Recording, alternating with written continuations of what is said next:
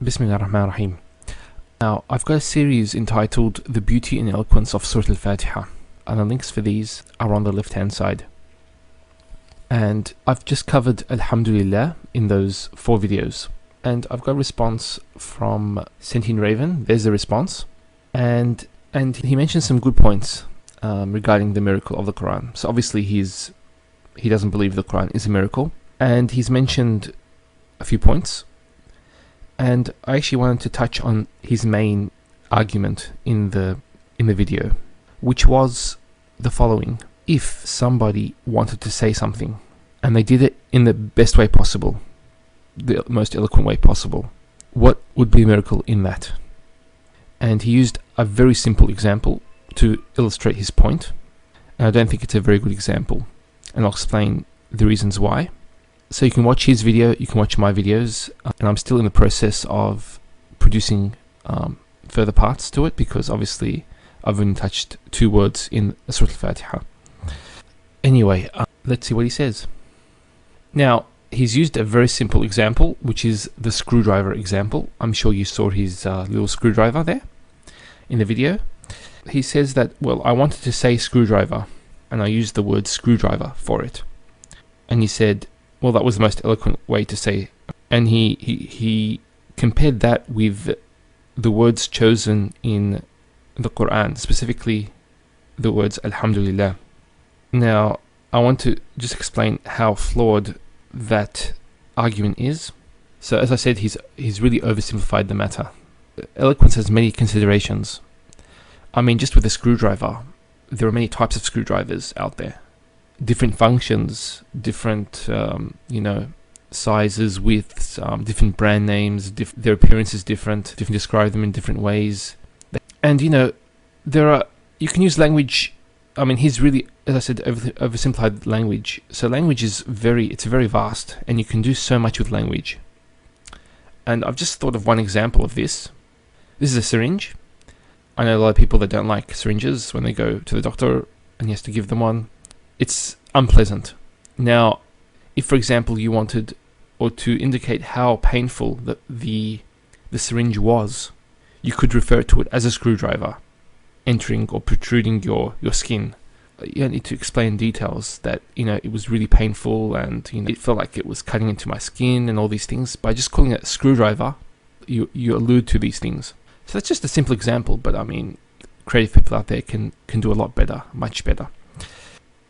So that's my basic points. Now, I want to also explain the aspects of being eloquent. What considerations do you need? Is it just about thinking of something, a book or a cup or a computer, and just calling it computer or calling it a cup? Is that what it takes to be eloquent? There are many things that are difficult to write about or to speak about. For example, an emotional state of somebody. Very hard to capture in just words. So you need somebody, quite a good writer, and you need to be quite eloquent and quite creative to be able to express the feelings that he's going through. And there's a saying that says, words can't explain how I feel, and to an extent that's true. It's quite hard to indicate exactly how you feel in just words. So doing that is eloquence. So the Quran, what makes it a miracle? Is it just the words in the Quran that make it a miracle? Obviously not. I mean, word choice obviously is one of these things, but there are many other aspects. So just briefly, we have word order.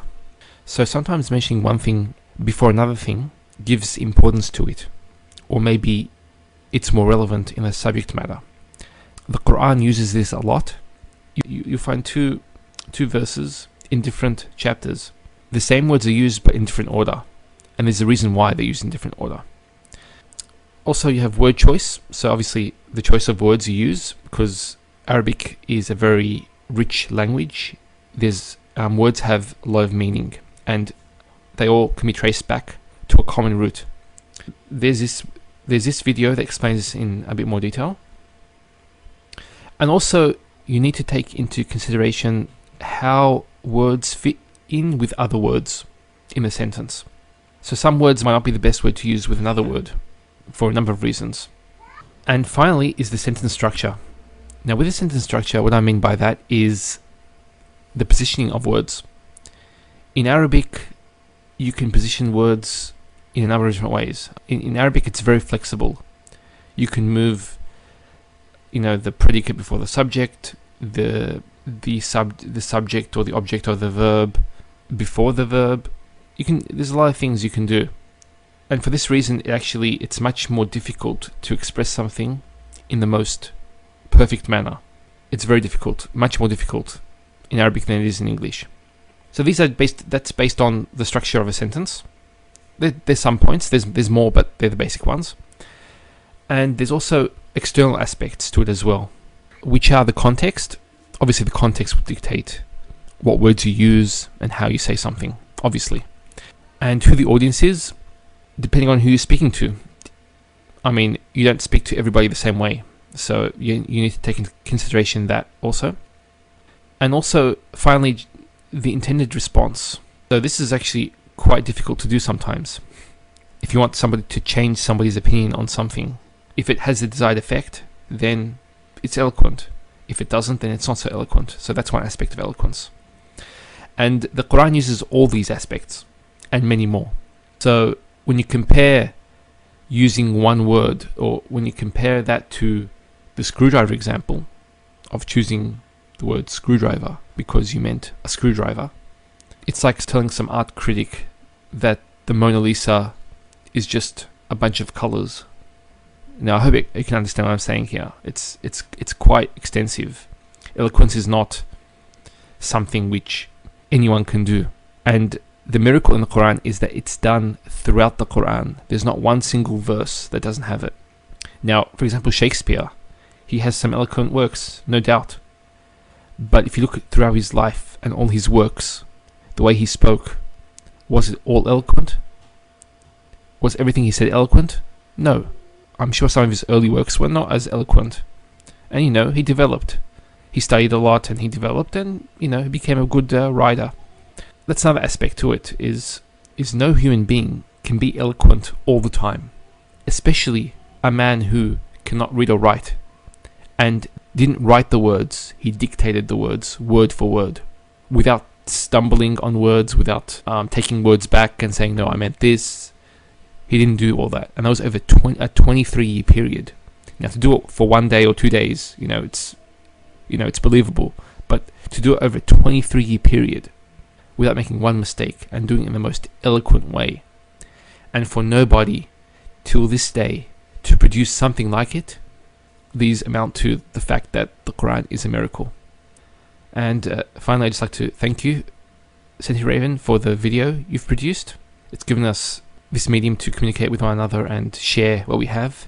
And I hope that we can keep talking about these issues. And peace be unto you all. Wassalamu alaikum wa rahmatullahi wa barakatuh.